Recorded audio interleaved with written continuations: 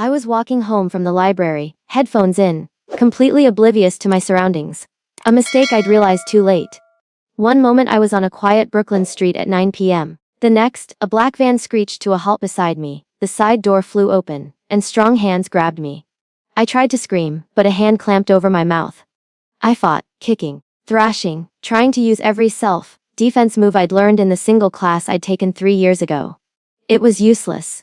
There were 3 of them, all significantly larger than my 5'4" frame, all clearly experienced in subduing people. They hauled me into the van, tied my wrists, and threw a hood over my head. The whole thing took maybe 30 seconds. Efficient, practiced, terrifying. Got her. One of them said in a gravelly voice. Let's move. The van peeled away from the curb, and I felt the world tilt as we took corners too fast. My heart was pounding so hard I thought it might explode. This was it. I was being kidnapped. Probably going to be killed. Or worse. Please. I managed to say through the hood, my voice shaking. Please, I don't have any money. My family doesn't have money. Whatever you want. I can't. Shut up. One of them said. Not aggressively, almost bored. Like kidnapping women was so routine it wasn't worth getting emotional about. The drive lasted maybe 20 minutes, though it felt like hours. When the van finally stopped and they pulled me out, I could hear city sounds, traffic, distant voices. The kind of ambient noise that meant we were still in New York. That was something, at least. Not that it helped. They marched me into a building. I counted 17 steps up, then a door opening, then the smell of expensive cologne and cigar smoke. Rich people smells. That was either very good or very bad. When they finally removed the hood, I found myself in what looked like an expensive office.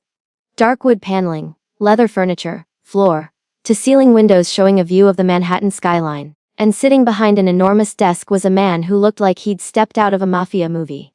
He was probably in his mid-30s, with dark hair, sharp features, and eyes that assessed me with cold calculation. He wore an expensive suit, had the kind of build that suggested he could hurt you very badly if he wanted to, and carried himself with the confidence of someone used to being obeyed. Remove the restraints, he said to his men. His voice was deep, slightly accented. Italian, I thought. They cut the zip ties, and I immediately rubbed my wrists where they'd bitten into my skin. My hands were shaking. Actually, all of me was shaking. Sit. The man said, gesturing to a chair across from his desk. I'd rather stand? That wasn't a request. I sat. Survival instinct told me that defying him right now was a bad idea. He studied me for a long moment, his expression shifting from cold assessment to something like confusion. Then annoyance. Then he said something in rapid Italian to his men. One of them responded, and suddenly all of them were looking at me with matching expressions of, we screwed up. What's your name? The man behind the desk asked. Why does that matter if you're going to kill me anyway? I'm not going to kill you. Your name? Olivia. Olivia Chen. Olivia Chen. He said it slowly, like he was testing how it sounded. Then he swore, colorfully, in Italian. I didn't understand all the words, but the tone was unmistakable. You have a twin sister. It wasn't a question, but I answered anyway. Yes. Sophie, how did you? Because we were supposed to grab Sophie Chen, not Olivia Chen. Which means my men are idiots who grabbed the wrong twin. He glared at the 3 men who'd kidnapped me. How did you not verify you had the right girl? Boss, they're identical, one of them said defensively. Same face, same height, same hair. We confirmed the target was at that location. Except the target wasn't there, her sister was. And now we have the wrong woman. He turned his attention back to me. Where is your sister? I don't know. Why do you want her? What did Sophie do? That's not your concern. Where is she? I said I don't know. We don't exactly keep tabs on each other's schedules. We're adults with separate lives. When did you last see her? 3 days ago. We had coffee. She seemed fine. Normal. Whatever you think she did, you're probably wrong. Sophie's an accountant. She's boring and rule-following and definitely not the kind of person who'd be involved in anything that would make I gestured vaguely at him and his men. Whatever you people are. Want to kidnap her. Whatever we are, he repeated, something like amusement flickering across his face. That's diplomatic. I'm Dante Caruso. And your sister has something that belongs to me. I want it back. What does she have? Information. Files. Evidence of transactions she shouldn't have been able to access. She stole it, and now she's trying to use it as leverage. I don't take kindly to blackmail. Sophie wouldn't do that. She's not. She doesn't steal things or blackmail people. You have the wrong person. Not just the wrong twin, but the wrong family entirely. I don't have the wrong person.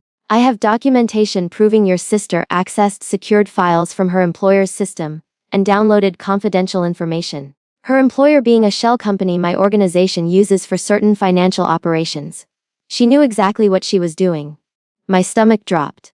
Sophie worked for Prometheus Financial, a firm that handled accounts for various clients. She'd complained recently about some irregularities she'd noticed. Accounts that didn't make sense, transactions that seemed suspicious. But I'd assumed she was just being paranoid, seeing conspiracies where there were only mistakes. If she took something, it was probably because she thought it was illegal. Sophie's annoyingly ethical. She'd report financial crimes, not commit them. Then she's naive and stupid.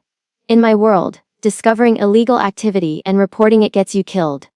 Taking the information and trying to trade it for money, that's just slower suicide with extra steps. Is that what she did? Tried to blackmail you? Through intermediaries. Smart enough not to contact me directly. Stupid enough to think I wouldn't figure out who she was. He leaned back in his chair. Now I have you instead of her. Which presents an interesting problem.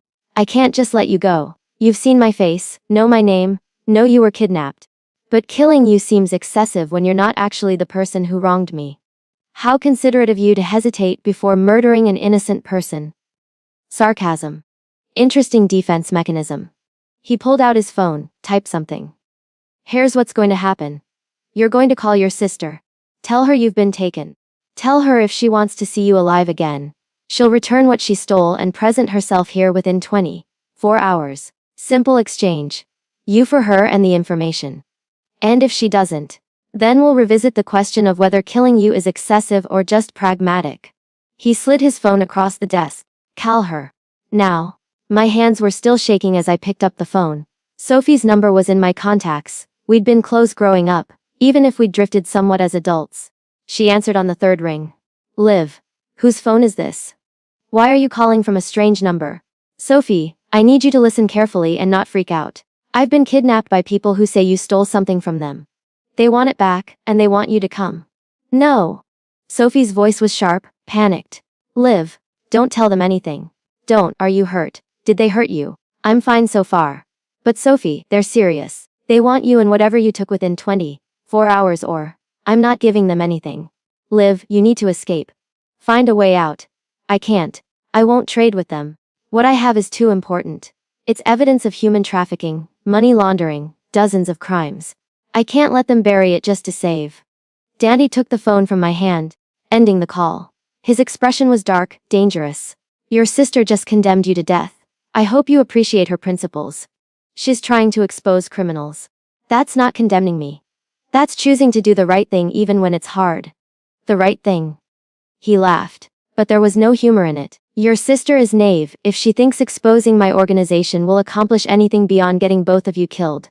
I have lawyers, judges, politicians in my pocket. Her evidence will disappear. She'll disappear. And now you'll disappear too. All of it meaningless. Then why do you care if she has it? If you're so powerful and untouchable, why does it matter? Because I don't leave loose ends.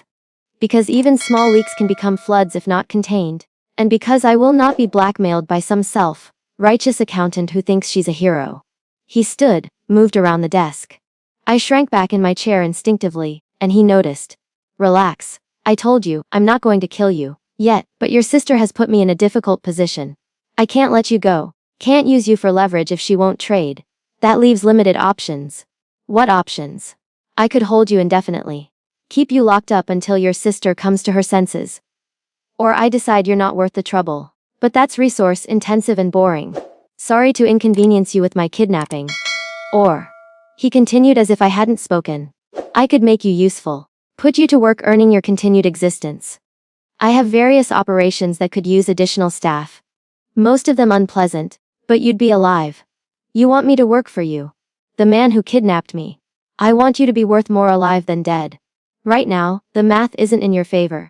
Make yourself useful, and maybe I'll decide keeping you around is worthwhile. And if I refuse, if I tell you to go to hell and demand you let me go. He smiled, and it was not a nice smile. Then I'll remind you that you're not in a position to demand anything. You're the wrong girl, Olivia Chen. Wrong place, wrong time, wrong face. But you're here now. and you're mine to do with as I please. The question is whether I please to keep you alive. Your attitude is going to determine the answer. I wanted to spit in his face, wanted to tell him exactly what I thought of him and his threats. But survival instinct won over pride. This man was dangerous, clearly had no problem with violence, and I was completely at his mercy. What kind of work? I asked, hating how small my voice sounded. That depends. What skills do you have, besides being an identical twin to a woman stupid enough to blackmail me? I'm a social worker. I work with underprivileged kids, help families navigate city services, advocate for people who don't have advocates. None of which is probably useful to a crime boss. You'd be surprised. Social work requires understanding people, reading situations, gaining trust. Those are valuable skills in any business. He studied me thoughtfully. Actually, you might be more useful than I initially thought. I have operations that could benefit from someone with your background. Legitimate operations, even. I'm not helping you with anything illegal. I didn't ask if you would. I told you that you will, or I'll find another use for you. One you'll like significantly less. He returned to his seat. Here's your situation, Olivia. You're not going home. Not tonight, not tomorrow, not until I decide you can.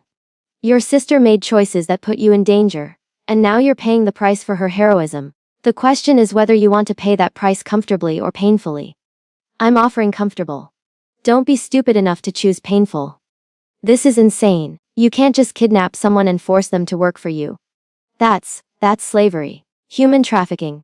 The exact thing Sophie's evidence probably proves you're involved in. I prefer to think of it as involuntary employment. But call it what you want. It's your reality now. He gestured to one of his men. Marco, take her to the safe house. Get her settled, make sure she has what she needs. And Olivia? His eyes locked on mine. Don't try to escape. Don't try to contact your sister or the police. Just do what you're told and accept that this is your life now. It'll be easier for everyone. This safe house was actually a luxury apartment in a high-rise building in Manhattan. Expensive furniture, panoramic views. The kind of place I could never afford on a social worker's salary. It would have been impressive if it wasn't essentially a very nice prison. Marco, the man who'd driven me here, was surprisingly polite despite being my captor. He showed me around the apartment, explained that the fridge was stocked, that I should make myself comfortable. The door locks from the outside, he explained. Don't try to leave without permission.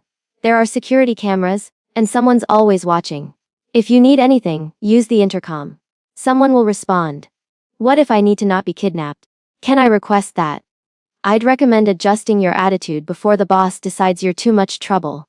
But he said it almost kindly, like he was giving genuine advice. He doesn't make empty threats. If he says he'll make your life difficult, he means it.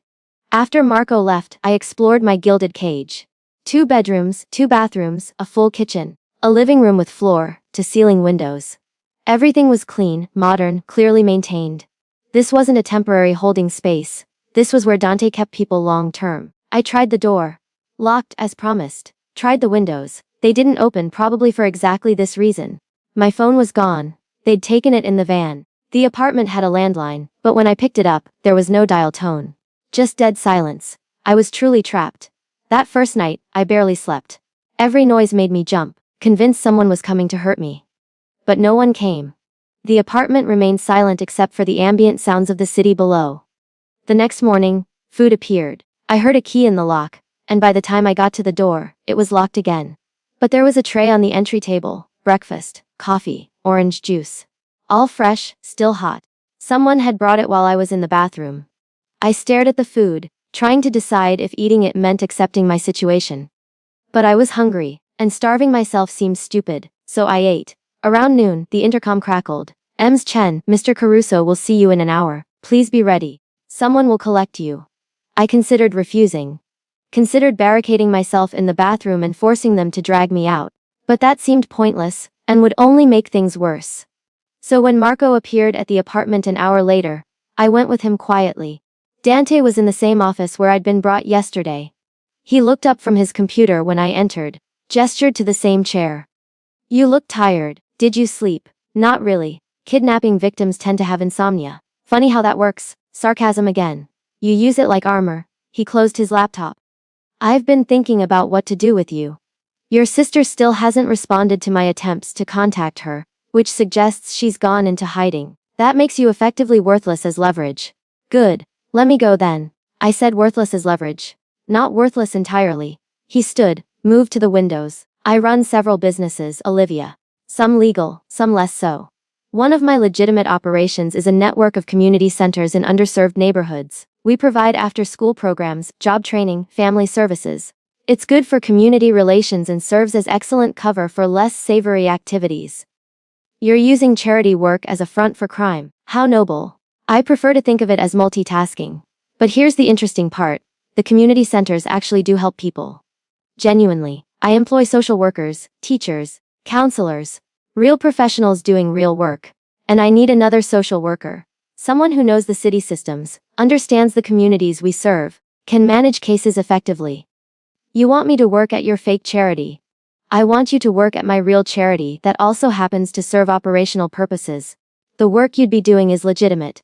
Helping families, advocating for kids, exactly what you were doing before. The only difference is your employer is morally questionable. The difference is I'd be doing it under duress. That's not the same as choosing to help people.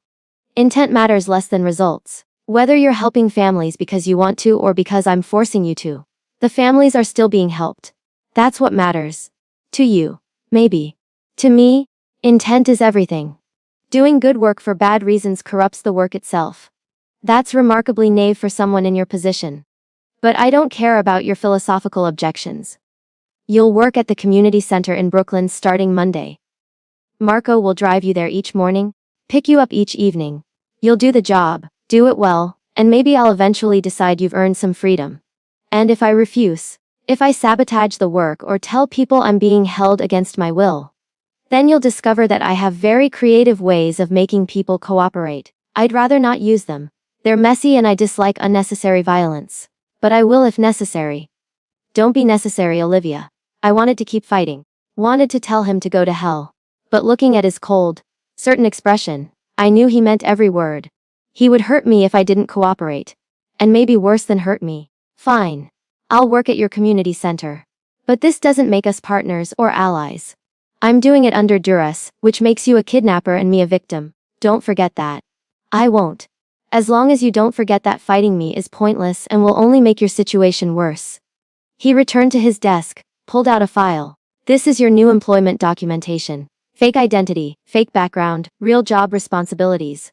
You're now Maya Torres, social worker, recently relocated from Chicago. Study the file, memorize the details. If anyone asks questions, this is your story. You want me to lie about who I am. I want you to protect yourself and my operation by maintaining a cover identity. If your real identity becomes known, it creates complications. Complications I'll hold you responsible for. The file was thorough. Fake birth certificate, fake college transcripts, fake work history. Someone had clearly done this before. Created identities for people who needed to disappear. What happened to the real Maya Torres? I asked, reading through the documents. There never was a real Maya Torres. It's a constructed identity. Though if it makes you feel better, tell yourself you're honoring her fictional memory by doing good work under her name. It doesn't make me feel better. Nothing about this makes me feel better. You'll adjust. Most people do. He checked his watch. Marco will take you back to the apartment. Spend the weekend preparing. Read the file, familiarize yourself with your cover story. Monday morning, you start your new life. This isn't a new life. This is my life being stolen and replaced with a lie. Semantics. From where I'm sitting, you're alive, employed, and living in luxury accommodations. Many people in my organization would consider that a good deal. Many people in your organization aren't there against their will. You'd be surprised. Circumstance forces people into all kinds of situations they didn't choose. You're not special, Olivia.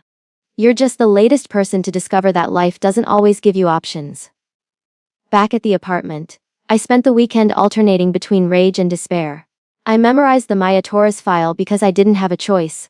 I learned my fake birthday, my fake educational history, my fake previous jobs. I became someone else because the alternative was finding out what Dante meant by creative ways of making people cooperate.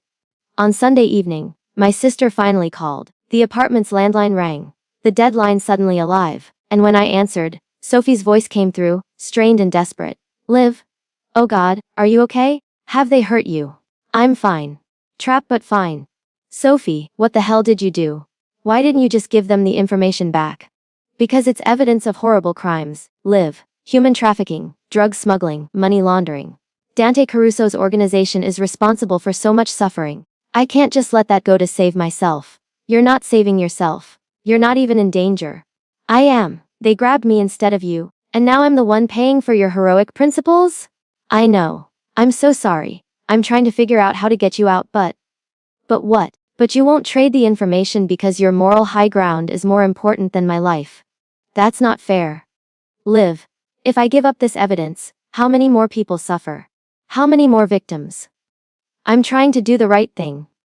The right thing would be saving your sister. The right thing would be not stealing from criminals in the first place. Sophie, I'm scared. I'm trapped in some apartment, forced to work for this man, and I don't know if I'll ever get free. And you're talking about principles and evidence like those matter more than me. She was crying now. They do matter. But so do you. Liv, I'm working on a plan. Just cooperate with them for now. Don't make waves. I'm gonna fix this. How? How are you going to fix this when you won't even trade to get me back? I'm talking to the FBI. Giving them the evidence. Working on a way to take Caruso down while getting you out safely. It's going to take time, but time I might not have. Sophie, these people are dangerous. You're playing games with my life. I'm trying to save it. And save all the other lives at stake. Please, Liv. Trust me, I'll fix this. The line went dead. I stood holding the phone, shaking with anger and fear and the horrible realization that my sister had chosen her principles over my safety. She was probably right. Morally, ethically, her choice made sense. But I was the one suffering for it, and I couldn't forgive her for that. Monday morning came too soon. Marco picked me up at 7 a.m., drove me to a community center in East Brooklyn. The building was nice, recently renovated, brightly painted, clearly well funded. Inside, I met the director, a woman named Patricia who seemed genuinely committed to the community. Maya! Welcome. We're so glad to have you. We desperately need another case manager. Our caseload has been overwhelming. She showed me to a small office. You'll primarily work with families dealing with housing issues, food insecurity, navigating city services. We also coordinate with the after-school program when kids need additional support. Sound manageable? It sounds like my old job, just with a different name. Perfect. Let me introduce you to the team. The other staff members seem nice, dedicated, passionate about the work, oblivious to the fact that their funding came from criminal enterprises. Or maybe they knew and didn't care.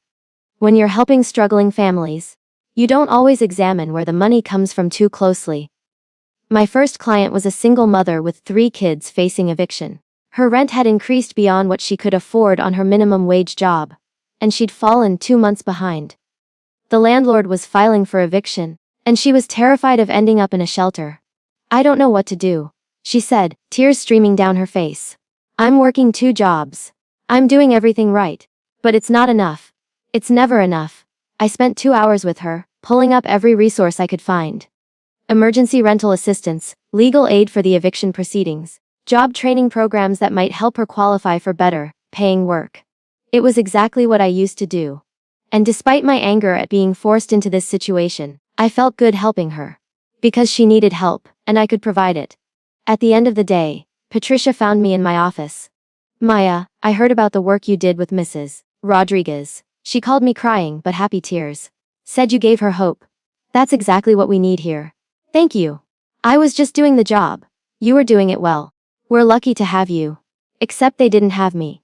They had Maya Torres, a fake person doing real work for criminal reasons.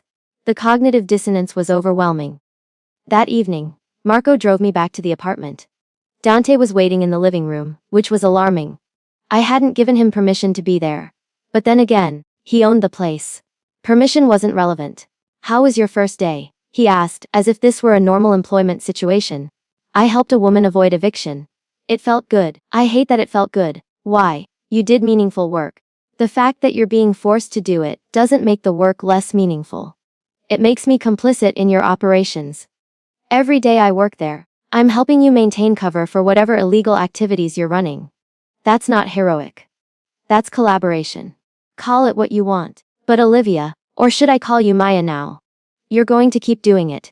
Because despite your moral objections, you're good at it. You help people. That's worth something, even in these circumstances. 3 months into my captivity, I refused to call it anything else, despite Dante's insistence that I was employed. I'd fallen into a routine. Wake up, get driven to the community center, help families navigate impossible systems, get driven back to the apartment. Repeat. The work was fulfilling despite everything. I'd helped dozens of families secure housing, access food programs, navigate immigration issues, connect kids with educational resources. Patricia kept praising my work, telling me I was the best case manager they'd had in years. It should have felt good. Instead, it felt like betrayal. Of myself, of my principles, of everything I believed about consent and freedom. You look tired, Marco observed one morning during the drive. Over 3 months, he'd become something like a friend, or at least, the closest thing I had to one in this situation. Trouble sleeping. I'm a prisoner doing forced labor. Sleep doesn't come easily. You're helping people. That's something to be proud of. I'd be prouder if I were doing it by choice.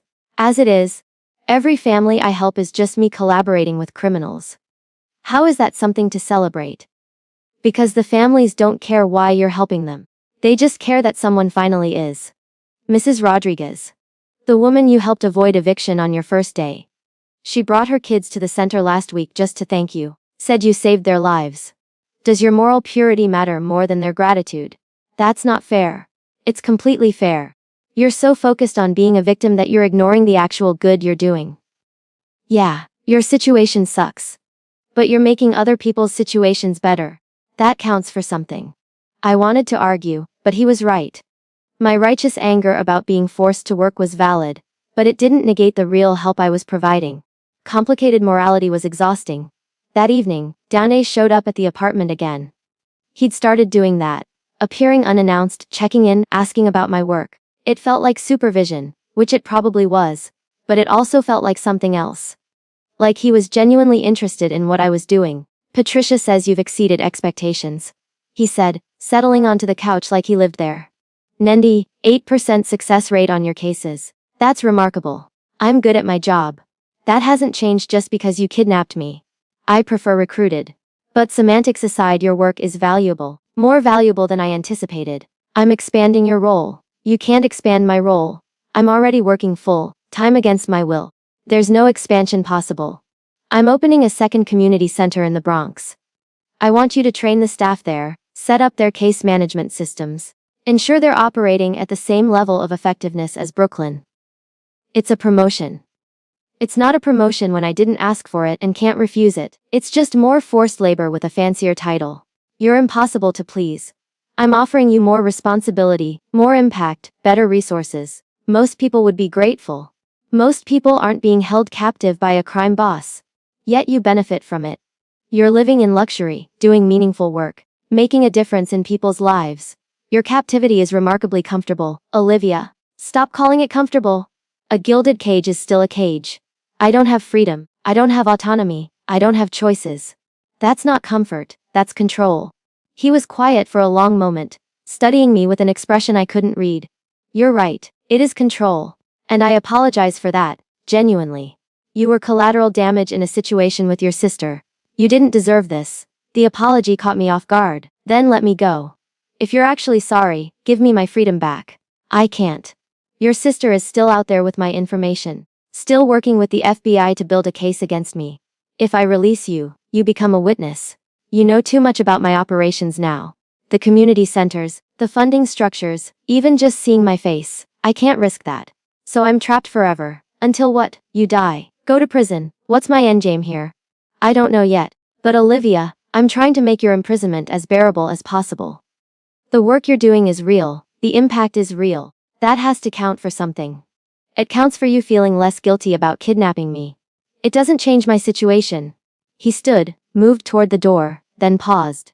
For what it's worth, I respect your anger. You're not like most people in my world. You haven't accepted this, haven't normalized it. You're still fighting, even if it's just with words. That's admirable. After he left, I sat on the couch trying to process the conversation. He'd apologized, actually apologized. Most kidnappers probably didn't do that. And there'd been something in his expression. Guilt, maybe, or regret. Like he actually felt bad about what he'd done. Not bad enough to let me go, but bad enough to notice I was suffering. The next morning, Sophie called again. These calls had become weekly. her updating me on her FBI cooperation, me venting my rage at her for putting me in this situation. They're building a case, she said excitedly. Solid evidence, multiple charges. They think they can take down Caruso's entire operation within 6 months. And then you'll be free, Liv. You'll be safe. 6 months. Sophie, I've already been here 3 months. You're asking me to endure another 6 of captivity because of your choices. I'm asking you to hold on while I fix this. Liv, I'm so sorry. If I could trade places with you, I would. But giving up the evidence accomplishes nothing except letting him continue hurting people. He's not hurting me. That's what's so twisted about this. I'm comfortable, doing meaningful work, treated well. My captivity is so pleasant it's hard to remember I'm a prisoner. That's Stockholm Syndrome. Don't let him manipulate you into thinking this situation is acceptable. I'm not. I know it's not acceptable. But Sophie, he apologized yesterday. Actually said he was sorry for putting me in this situation. What kind of kidnapper apologizes? The kind trying to manipulate you into complacency. Liv, don't fall for it. He's a criminal. Whatever kindness he shows is strategic, not genuine. Was it? I wasn't sure anymore. Dante's apology had seemed real. His interest in my work seemed real. The guilt in his expression when I called my situation what it was, captivity, that had seemed real too. Just, hurry with your FBI case, please. I want my life back. I'm trying. I promise. Just hold on a little longer. The expansion to the Bronx Community Center happened 2 weeks later. I spent 3 days training the new staff, setting up systems, ensuring they understood the resources available. It was exhausting but satisfying.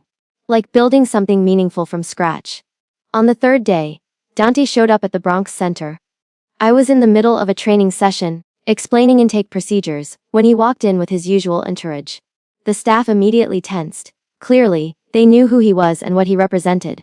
Mr. Caruso, Patricia, who'd come to help with training, said nervously. We weren't expecting you. I wanted to see the new facility and observe Maya's training methods. Continue as you were. So I continued training, hyper-aware of his presence in the back of the room. He watched silently, taking notes on his phone, his expression unreadable. When the session ended and the trainees dispersed, he approached me. You're a natural teacher. The staff respects you, trusts you. That's valuable. It's just doing my job. A job you're forcing me to do. A job you're excelling at. There's a difference between doing work under duress and doing it with genuine commitment. You're showing the latter. Because the families deserve my best effort, even if you don't. Fair. But Olivia, I want to discuss your situation. Your sister's FBI case is progressing. Eventually, it'll come to a head, arrests, trials, all of it. When that happens, your position becomes untenable. You'll be a witness, potentially valuable to prosecutors. I need to decide what to do with you before that moment arrives. My heart started racing. What does that mean? Are you threatening me? No. I'm telling you we need to have a conversation about your future. About what happens when this situation resolves itself. Come to my office tomorrow evening. We'll talk options. He left before I could respond, leaving me terrified about what talk options meant. Was he planning to kill me before I could testify? Move me somewhere remote where I couldn't be found? What? That night, I barely slept. Marco noticed my anxiety during the drive the next morning. Boss told you about the meeting. He told me we need to discuss options. That sounds like mob code for we're going to kill you. If he wanted you dead, you'd already be dead. Boss doesn't do cryptic warnings. He's efficient. If he's asking for a meeting, he actually wants to discuss something. That doesn't make me feel better. Look, I probably shouldn't tell you this, but boss feels guilty about your situation. Really guilty. He's been trying to figure out how to resolve it without either killing you or risking his operation. The meeting tomorrow is probably about that. About finding a solution that doesn't end with you dead. Probably doesn't end with me dead. How reassuring. It's the best I can offer. But Olivia, go into that meeting with an open mind. Boss isn't the monster you think he is. He's complicated, yeah, but he's not cruel. He's been treating you well because he actually regrets how this played out. The next evening, Marco drove me to Dante's office. The same room where I'd been brought 3 months ago. Where this nightmare had started. Dante was waiting, looking uncharacteristically nervous. Sit, please. He gestured to the chair. I want to discuss your long-term situation. My long-term captivity, you mean? Your long-term employment and living arrangements. Olivia, I've been thinking about this extensively. Your sister's case is going to reach a conclusion. Probably within 3 to 6 months. When that happens, I'll likely be facing charges, possibly arrest. My operations will be disrupted, at minimum, and you'll be free. So you're letting me go when you get arrested? Not exactly. Because even if I'm arrested, my organization continues. My associates, my businesses, they don't disappear just because I'm in custody. And you'll still be a witness who knows too much. Someone in my organization might decide you're a liability worth eliminating. My blood ran cold. So even if you don't kill me, someone else will. Possibly. Unless I give them reasons not to. Which is what I'm proposing. He leaned forward. I want to offer you actual employment. Real salary, real benefits, real choice. You continue doing exactly what you're doing. Running the community centers, training staff, helping families. But you do it voluntarily, as a legitimate employee of my organization. In exchange, you get protection. No one touches you because you're valuable. Not captive. You're asking me to willingly work for criminals. I'm asking you to keep doing the work you're already doing, but with freedom and protection instead of captivity and threats. The work itself doesn't change, just your relationship to it. My relationship is currently kidnapped prisoner. Any change from that is an improvement, but it doesn't make it right. No. It doesn't. But Olivia, I'm trying to give you options in a situation with limited good choices. You can refuse this offer. But if you do, I have to consider you a liability, and liabilities get handled. So it's accept employment or die. That's not really a choice. It's more choice than you had before. And the employment is genuine. You'd have actual autonomy. Ability to quit if you wanted. Normal worker protections. I'm not offering continued captivity with better marketing. I'm offering freedom within realistic constraints. I wanted to refuse on principle. Wanted to tell him that working for criminals voluntarily was even worse than being forced. But Marco's words echoed. If he wanted you dead, you'd already be dead.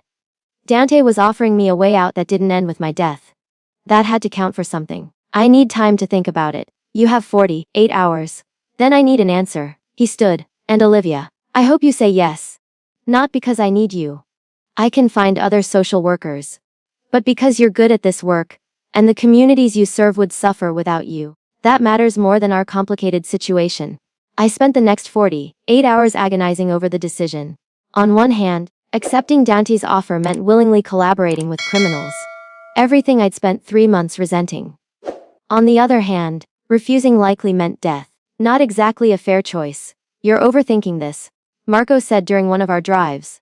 I'd started confiding in him. He was the closest thing I had to a friend in this bizarre situation. The work you'd be doing is the same work you're already doing. The only difference is you'd be choosing it. Choosing under threat of death isn't really choosing. It's more choice than you had before.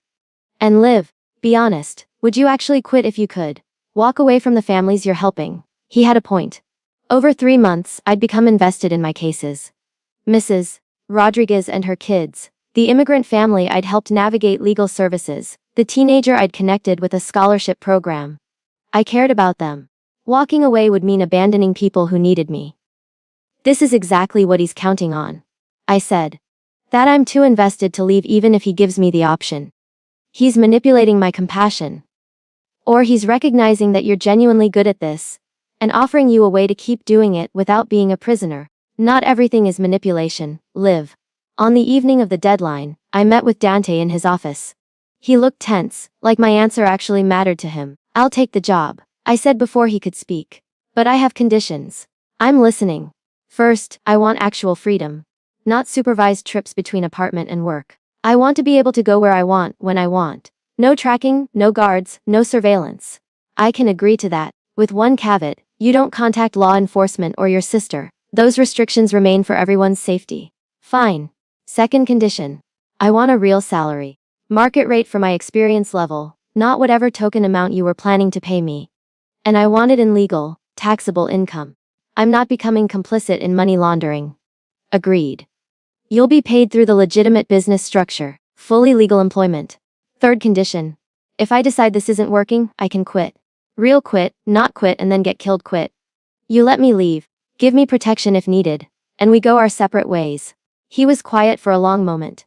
That's the condition I can't fully agree to. If you quit, you're still a liability. Someone who knows about my operations, who could testify against me. I can promise I won't hurt you. But I can't control what others in my organization might do. The best protection I can offer is continued employment. So I'm still trapped. Just with nicer packaging. You're protected as long as you're valuable. That's the reality of this world. I wish I could offer you complete freedom, but I can't. Not without risking both of us. I hated that his answer made sense. Hated that I understood the logic. Hated that I was about to voluntarily enter into employment with a criminal organization because the alternatives were worse. Fine. I accept. But Dante, this doesn't make us friends. It doesn't absolve you of kidnapping me. I'm doing this because I have no better options, not because I forgive you. I understand. And for what it's worth, I am sorry. Truly. You were collateral damage in a situation that wasn't your fault, and I regret that. Sorry doesn't give me back 3 months of freedom. But I'll take the job. Because the work matters. Even if the employer is morally bankrupt. Over the next few weeks, my situation transformed. The locks came off the apartment. It became my actual home rather than my prison. I got my phone back, reconnected with friends, started rebuilding the parts of my life that had disappeared. Marco stopped supervising my movements. I could go anywhere, do anything, as long as I didn't contact law enforcement or Sophie. The freedom was intoxicating. I'd forgotten how good it felt to walk down a street without someone watching, to make choices about my own time, to just exist without constant surveillance. The work itself became more fulfilling now that it was voluntary. I threw myself into expanding the programs, training new staff, connecting with the communities we served. Patricia promoted me to program director. A real promotion this time. With actual authority and decision-making power. You've transformed these centers. She told me during a review meeting. The success rates have doubled since you started. You're making a real difference. It's a good team. Everyone's committed. But you're the one who brought it together. Maya, I know you came from Chicago under difficult circumstances. But whatever brought you here, I'm glad it did. These communities need people like you. I smiled, accepting the praise while hating the lie underneath it. Maya Torres didn't exist. She was a fiction created by criminals. But the work she did, that was real. The families she helped were real. That had to count for something. 4 months after accepting the job, Sophie finally made contact. I was at my apartment when my phone rang. Her number, the first time we'd spoken since that call 3 months ago. Liv. Oh God, I've been so worried. Are you okay? I tried calling your old number but it was disconnected, and I didn't know how to reach you. I'm fine. The number changed when my situation changed. Sophie, I need you to know, I'm working for them now, voluntarily. I accepted a job with Caruso's organization. Silence. Then, what? Liv, no, you can't, that's collaboration. That's survival. They gave me a choice between accepting employment or being killed as a liability. I chose living. You don't get to judge that. But working for them voluntarily. Liv, you're helping them maintain cover for their illegal operations. You're complicit now. I'm helping families access resources and services. That's what I'm doing. The fact that it also benefits criminals doesn't change the good I'm accomplishing. The good doesn't erase the bad. You're working for human traffickers, Liv. How can you live with that? How can you live with letting me be kidnapped? Because your principles were more important than my safety. We've both made compromises, Sophie. Mine just involved staying alive. The FBI is close to making arrests. When they do, you'll be called as a witness. Will you testify? Or has Caruso bought your loyalty with a job and an apartment? I'll testify if I have to. But Sophie, understand something. I'm not doing this because I agree with him. I'm doing it because I have no better options. You put me in this situation. You chose evidence over family. This is the consequence of your choice. That's not fair. It's completely fair. You decided I was acceptable collateral damage in your crusade against organized crime. Now I'm dealing with the fallout. Don't expect me to apologize for surviving it the best way I could. I hung up before she could respond, shaking with anger. Sophie wanted me to be her moral compass, to validate her choices by suffering nobly for her principles. But I wasn't going to do that. I'd found a way to survive that also did real good in the world. That had to be enough. That evening, Dante showed up at my apartment. A rare occurrence now that I had actual freedom. He looked troubled. Your sister called you. How do you know that? Because I monitor communications for security reasons. Don't worry. I'm not listening to your conversations, just tracking who contacts you and when. Your sister is a risk. She's not going to expose me. Whatever else she is, Sophie's not vindictive. I'm less worried about her exposing you than about her trying to use you as leverage again.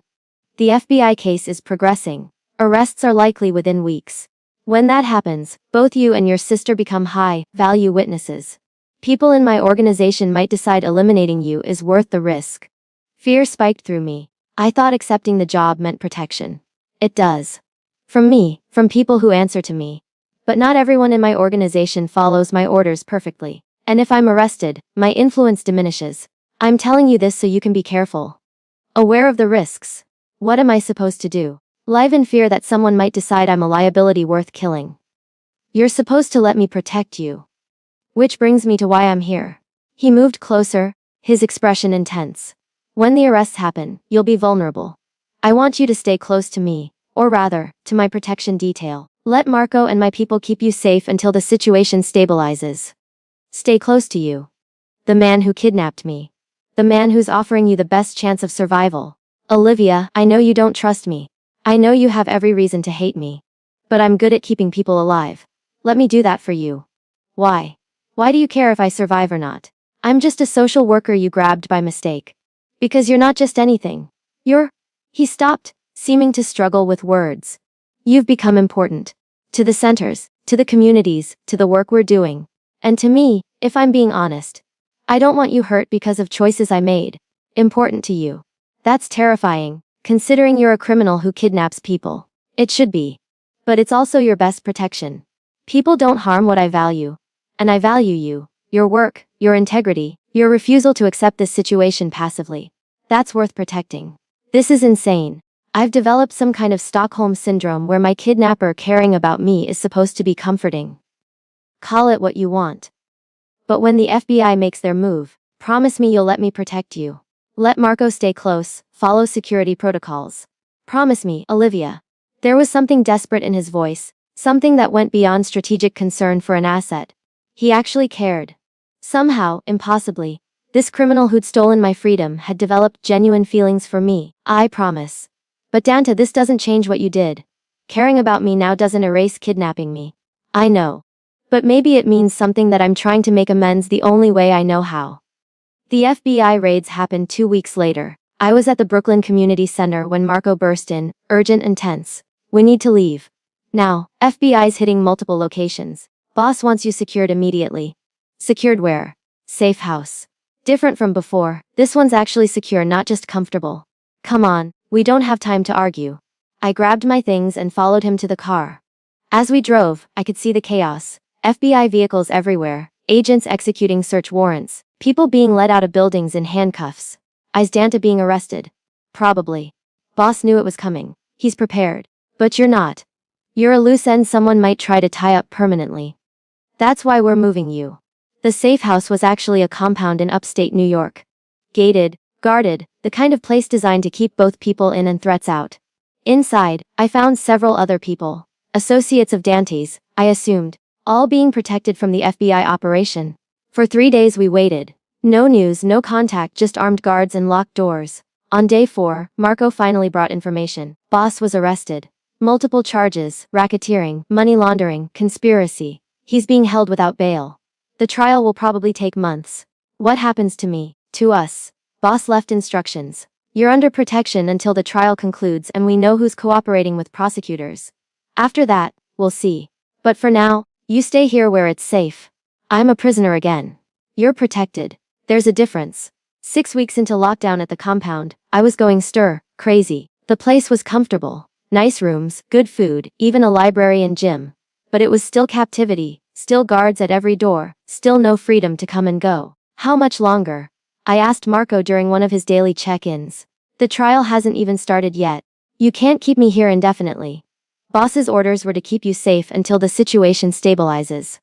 That hasn't happened yet. 3 people connected to the organization have been killed. Cooperating witnesses, presumably. You're too valuable to risk. Valuable to whom? Dante's in prison. Why does his protection still matter? Because his organization is still operational. His second in command is running things, following boss's instructions. And one of those instructions is keeping you alive and secure. 2 days later, everything changed. Marco appeared at my room looking shaken. Boss wants to see you. At the prison. He's arranged a meeting. Why? What does he want? He didn't say. Just that it was important and you needed to come today. I'll drive you. The prison was grim, concrete and steel, nothing like Dante's comfortable world. They processed me through security, took everything except my ID, and led me to a visiting room divided by thick glass. Dante was already sitting on the other side, wearing an orange jumpsuit that looked wrong on him. Too institutional, too diminished, he looked thinner than I remembered. Tired. But when he saw me, his expression brightened with genuine relief. Olivia, thank you for coming. Did I have a choice? Probably not. But thank you anyway.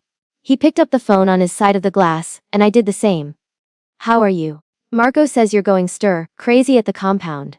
I've gone from one prison to another. How do you think I am? Fair. I'm sorry. I know you're tired of being locked up, but Olivia, the situation is worse than you know. The FBI has 3 cooperating witnesses. One of them is naming you as someone with knowledge of operations. They're going to subpoena you to testify. My stomach dropped. Testify about what? I don't know anything about your illegal operations. I just ran community centers. You know about the funding structure. About how money flowed through the programs. About associates you met, conversations you overheard. They'll try to use you to establish patterns and connections. And once you're identified as a witness, people in my organization who are still free might decide you're too dangerous to leave alive. So I'm dead either way. If I testify, your people kill me.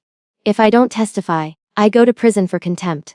Perfect, not dead, protected. But Olivia, I need to know, if you're forced to testify, what will you say? Will you cooperate with prosecutors or refuse to answer questions? What do you want me to say? That I'll lie for you, perjure myself to protect a criminal organization. I want you to tell me the truth. So I know what's coming, what to prepare for. If you're going to cooperate, I need to adjust strategies. If you're going to refuse, I need to prepare for contempt charges against you. Just be honest with me. I looked at him through the glass. This man who'd kidnapped me, forced me to work for him, then somehow became someone I didn't entirely hate. Someone who'd shown me genuine regret, who'd tried to protect me, who'd valued the work I did. I don't know what I'll say. If they ask me direct questions about illegal activities, I'll probably answer honestly. I'm not going to perjure myself. But if they ask me to speculate or interpret things I didn't directly witness, I'll refuse to answer. I'm not going to help them convict you based on guesses and assumptions. That's more than fair. Thank you for being honest. He paused, seeming to struggle with something. Olivia, I need to tell you something. These past months, having you in my life, even under horrible circumstances, they've meant something. You challenged me, made me question things I never questioned before, made me want to be better than I was. That's not nothing. Dante, you kidnapped me, held me captive, forced me to work for you. Whatever feelings you've developed don't change that. I know. But they're still real, and when this trial is over, whether I'm convicted or somehow acquitted, I want you to know you'll be taken care of. Protected, compensated, given whatever you need to rebuild your life. That's not contingent on your testimony or your feelings about me. It's just what you deserve. Why? Why would you do that? Because I wronged you, and because. He pressed his hand against the glass. Because in another life, under different circumstances, I think we could have been something. Friends, at minimum. Maybe more. But I destroyed that possibility when I had you grabbed. This is me trying to make amends for that. I pressed my hand against the glass opposite his, separated by barrier and circumstances, and choices neither of us could undo. In another life, maybe. But in this one, you're a criminal who kidnapped me. That's what defines us, Dante. Not whatever feelings developed afterward. I know. But I needed to say it anyway. Needed you to know that you matter, to me. Beyond your usefulness, beyond protection strategies, you're important. Remember that, whatever happens next. The visit ended, and Marco drove me back to the compound in silence. I spent the next few days processing the conversation, trying to understand my own feelings. I should hate Dante. Should want him convicted and imprisoned forever. But instead, I felt complicated. Sad for what we might have been in different circumstances. Angry about what we actually were. The subpoena arrived a week later. I was ordered to appear before a grand jury to answer questions about Dante's operations. Marco immediately contacted the lawyer Dante had arranged for me, a sharp woman named Victoria who specialized in witness testimony. You're in a difficult position, Victoria explained during our prep meeting. You know enough to be valuable to prosecutors, but not enough to provide testimony that would definitively prove criminal enterprise. My advice is to answer questions honestly but narrowly. Don't volunteer information. Don't speculate. Don't interpret. Just answer exactly what's asked. Nothing more. And if I do that, will it hurt Dante's case? Possibly. But not significantly. They have bigger witnesses, stronger evidence. Your testimony is corroborative, not primary. You're not the one who'll convict him. So I can be honest without destroying him. Essentially. Though understand. Being honest means admitting you worked for his organization. Knew it was funded through questionable means. That makes you look complicit. Are you prepared for that? I've been complicit for months. At least now I can be honest about it. The grand jury testimony happened 2 days later. I answered questions about the community centers, about the funding structure, about associates I'd met. I admitted I'd suspected criminal activity, but hadn't witnessed it directly. I refused to speculate about things I didn't know for certain. Afterwards, the prosecutor cornered me in the hallway. You were surprisingly unhelpful, Miss Chen, almost like you were protecting someone. I was protecting the truth. I told you what I knew firsthand. I'm not going to guess or assume just to help your case. You do realize Caruso kidnapped you. Held you against your will. You don't owe him anything. I know what he did, but I also know that lying under oath makes me a criminal too. I answered your questions honestly. That's all I'm required to do. Back at the compound, I found Marco waiting with news. Boss's trial date is set. 3 months from now. He wants you there, not to testify, just to be present. Says it would mean a lot to him. Why? So I can watch him get convicted. So he knows someone's there who sees him as more than just a criminal defendant. Someone who knows the complicated truth about who he is. 3 months felt like forever. But I used the time productively. Working remotely to keep the community centers running. Training staff via video calls, ensuring the programs continued even with their funding source in legal jeopardy. Patricia called frequently, keeping me updated on the center's status. We're managing, but it's hard without you here. When can you come back? After the trial. Once the situation stabilizes and I'm not a target anymore. Maya, can I ask you something? The man on trial, Mr. Caruso, you know him, don't you? More than just as an employer. It's complicated. He's done terrible things. But he's also done good things. Understanding both truths simultaneously is exhausting. That's called being human. Nobody's purely good or purely evil. We're all complicated. The trial began on a cold October morning. I sat in the gallery, watching Dante enter in a suit instead of prison jumpsuit. His legal team had fought for that dignity. He looked composed, professional, nothing like the diminished man I'd seen in prison. When his eyes found mine in the courtroom, something shifted in his expression. Relief, maybe. Gratitude. Like my presence actually mattered to him. The prosecution presented their case over 2 weeks. Financial records, witness testimony, intercepted communications. They painted Dante as a ruthless criminal who'd built an empire on suffering. They weren't wrong. But they also weren't complete. The defense countered with character witnesses, with evidence of legitimate business operations, with arguments about reasonable doubt. They painted Dante as a businessman operating in gray areas, not a crime boss. They were being generous with the truth.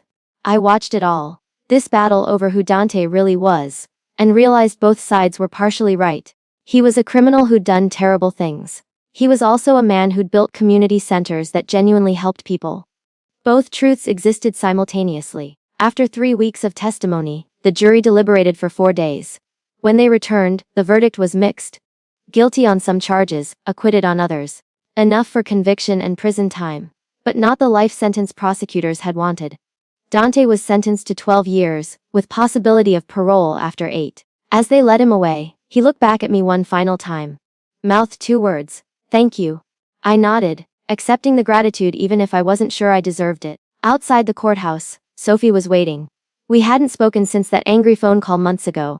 Hadn't resolved the hurt between us. Liv. I saw you inside. You came to his trial. I did. He asked me to be there. The man who kidnapped you asked, and you showed up. Liv, that's Stockholm Syndrome. That's me making complicated choices in a complicated situation. Sophie, I know you want me to hate him. Want me to be a perfect victim who suffered nobly and emerged with my principles intact. But life isn't that simple. He kidnapped me, yes. But he also showed me genuine regret, protected me, valued the work I did. I can acknowledge all of that without excusing what he did to me. So you forgive him? I don't know if I forgive him. But I understand him. And I understand that people are more than their worst actions. That's not Stockholm Syndrome. That's just truth. Sophie looked like she wanted to argue but didn't. The FBI is done with both of us now. The case is closed. You're free to go back to your normal life.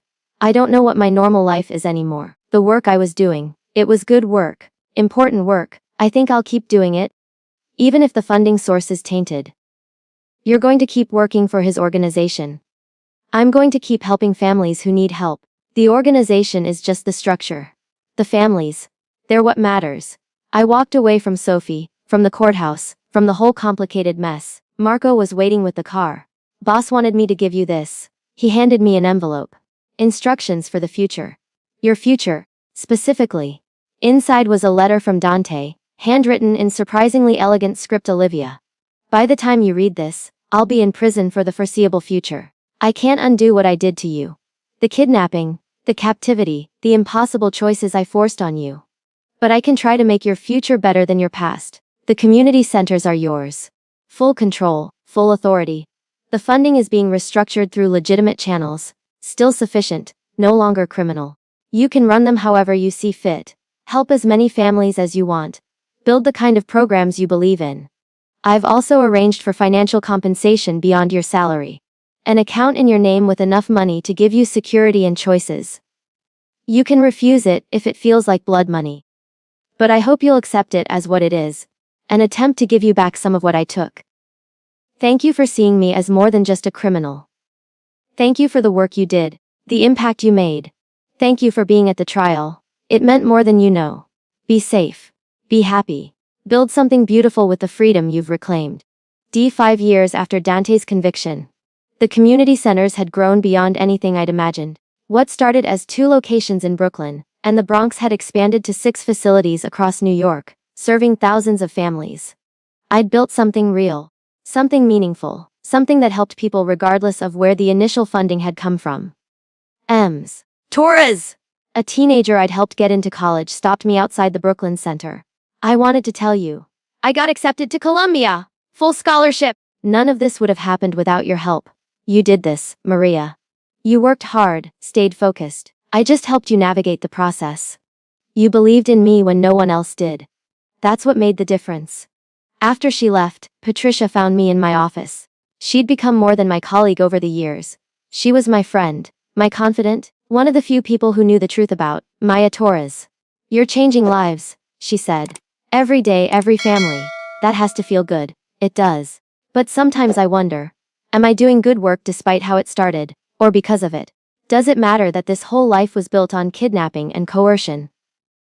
It matters what you do with it now. You took something terrible and transformed it into something beautiful. That's redemption. Live. For you, for the organization, maybe even for Dante. Dante. I hadn't seen him since the sentencing 5 years ago. But we'd corresponded. Letters exchanged through Marco. Carefully worded to avoid anything that might implicate either of us in remaining criminal activity. He wrote about prison life, about programs he was participating in, about his regret for choices that had led him there. I wrote about the centers, about families we'd helped, about the impact his funding had enabled before everything fell apart. I never wrote about my feelings. They were too complicated, too contradictory to put into words. 8 years into his sentence, Dante became eligible for parole. Marco called me with the news, asking if I'd be willing to speak at his hearing. Why would they want to hear from me? I'm his kidnapping victim. Exactly. You're the person he wronged most directly. If you can speak to his character, to his genuine regret and attempts to make amends, that carries weight.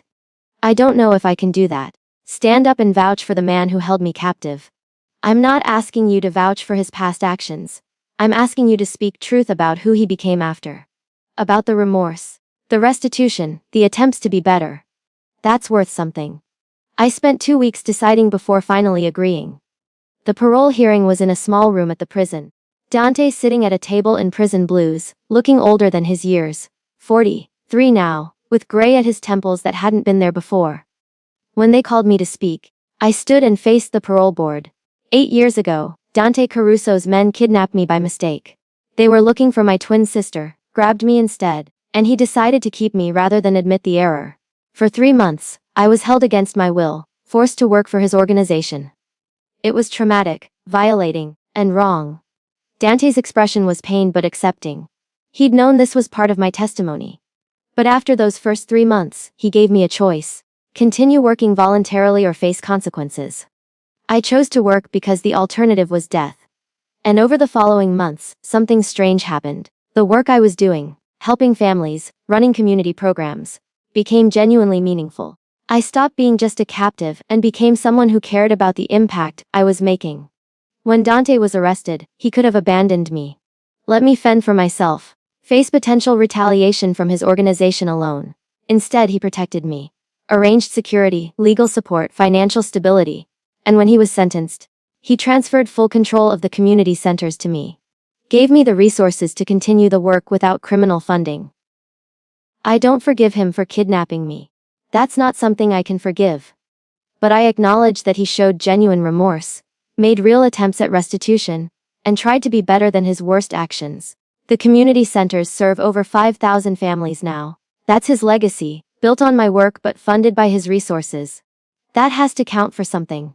The parole board asked me questions about whether I feared Dante, whether I believed he'd be dangerous if released, whether his remorse seemed genuine. I answered honestly. He'd terrified me initially.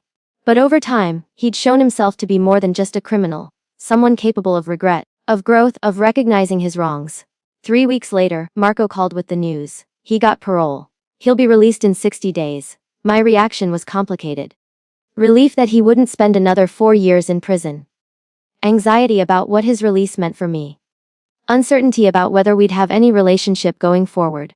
The day of his release, I stood outside the prison watching him walk out into freedom. He looked disoriented.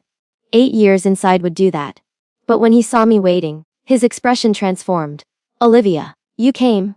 I wanted to see if you'd actually changed, or if prison just taught you to perform remorse convincingly. Fair question. I guess time will tell. He moved closer, cautious. Thank you for speaking at the hearing. What you said, it made a difference. I told the truth. That's all.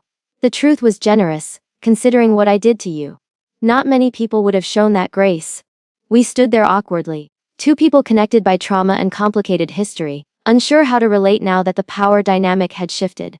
What happens now? I ask. What are your plans? Rebuild my life. Legally, this time. I've spent 8 years thinking about what I want to be when I'm finally free. The answer isn't crime boss. He smiled slightly. I was thinking maybe consulting. Helping organizations transition from gray market to legitimate operations. Using my experience to keep others from making my mistakes. That's surprisingly thoughtful. I had a lot of time to think. And Olivia, I know we can't just pick up where we left off. Can't pretend 8 years of prison and trauma don't exist between us. But I'd like to try something new. Start fresh, if you're willing. Just coffee, conversation. Two people figuring out if there's anything worth building between them. I don't know if I can do that. See you as anything but the man who kidnapped me. Then let me earn something different. Let me show you I'm more than my worst choice. If after 6 months of coffee and conversation you still only see the kidnapper, I'll accept that. But give me the chance to be something else. I thought about the letters we'd exchanged. The community centers he'd funded, then transferred to me. The protection he'd arranged even from prison. The genuine remorse in his voice at the parole hearing. Maybe people could change. Maybe redemption was possible even for kidnappers. Coffee. Once a week. We talk about neutral things, the centers, your reentry, plans for the future. Nothing personal, nothing romantic. Just two people who share complicated history trying to find some kind of peace with it. I'll take it. Thank you, Olivia.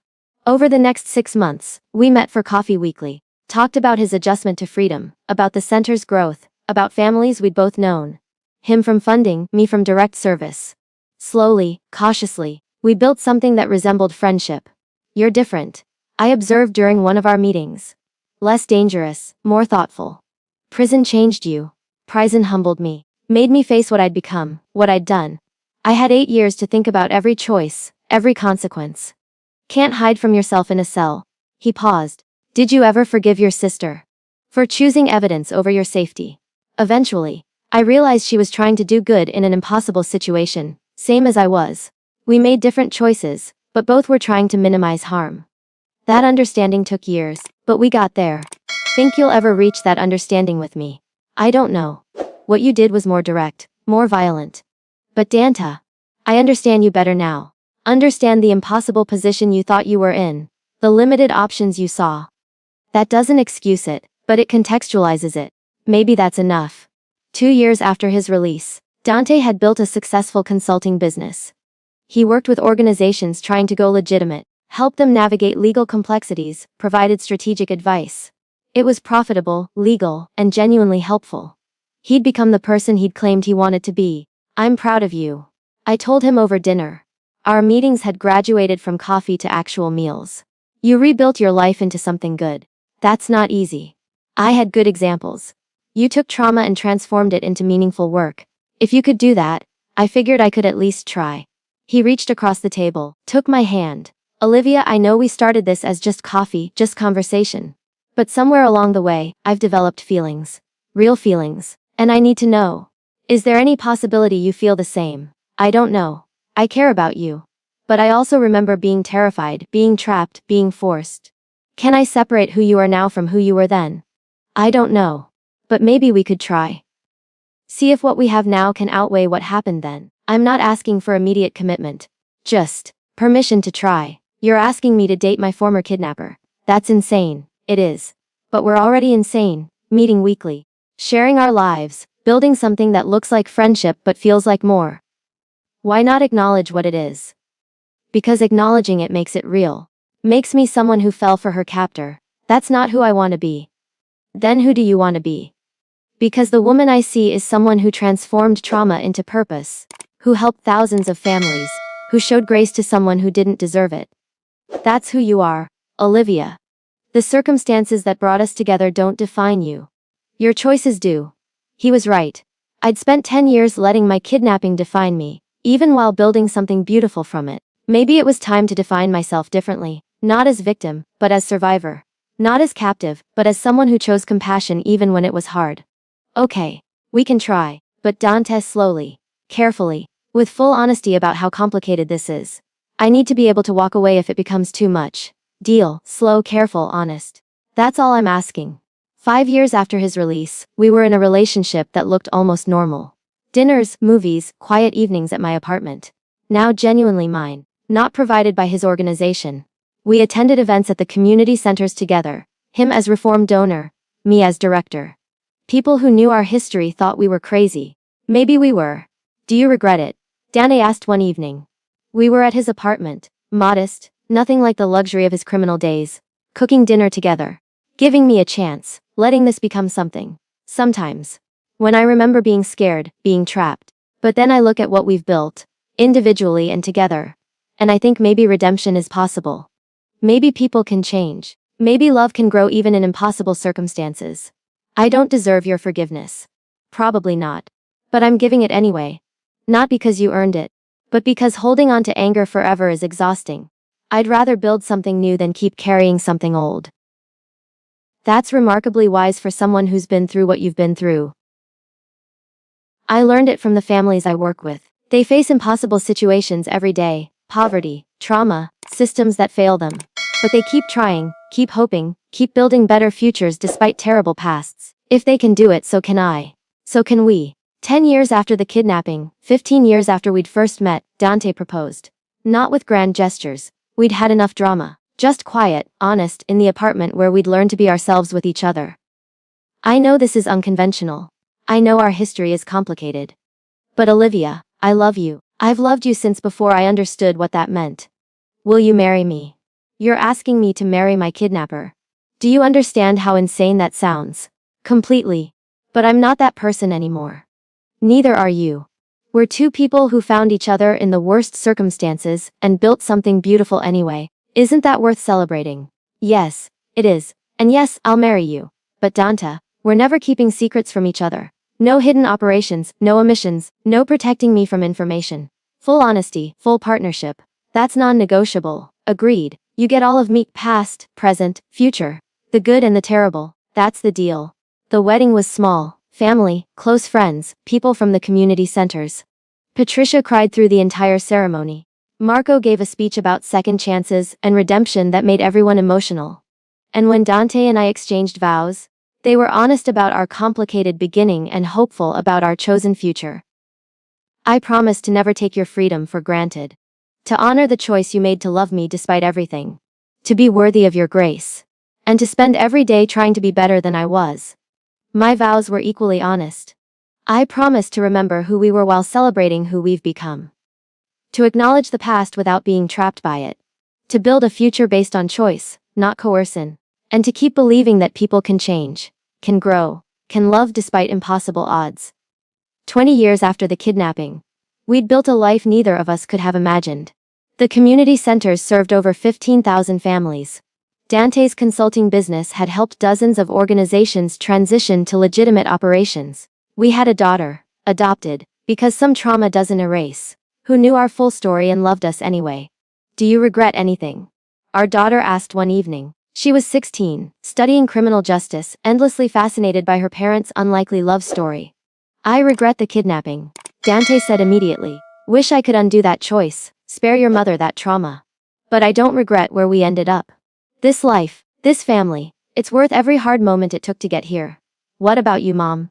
Do you regret staying, giving him a chance? I regret the fear and captivity. But Emma, sometimes the worst things lead to the best things. Your father and I, we shouldn't have worked. By every logical measure, we were impossible. But love isn't logical. Grace isn't logical. Redemption isn't logical. And somehow, impossibly, we built something real from something terrible. That's worth celebrating. Dante took my hand, squeezed gently. 20 years of choosing each other, of building something beautiful from broken pieces. Of proving that people can change, that love can grow in impossible circumstances, that redemption is possible even for kidnappers and their victims. Thank you, he said quietly, for seeing who I could be instead of just who I was. For giving me the chance to become better. Thank you for becoming better. For doing the hard work of change. For proving that grace isn't wasted on people who genuinely try to earn it. Our daughter smiled. You two are disgustingly romantic for people who started with kidnapping. We're disgustingly romantic because we started with kidnapping. I corrected. We know how valuable this is. How easily it could have gone differently. That makes us appreciate what we have. 20 years. Two people who should never have worked, who defied every logical expectation. But love rarely follows logic, grace rarely makes sense, redemption rarely comes easily, and sometimes, the worst beginnings lead to the most beautiful endings. We proved that. Every day, for 20 years, and we'd keep proving it for however many years we had left. Because that's what love is. Choosing each other, repeatedly, despite all the reasons not to. We'd chosen each other from impossible circumstances, and we'd keep choosing each other forever. The end. But also the beginning. Always the beginning.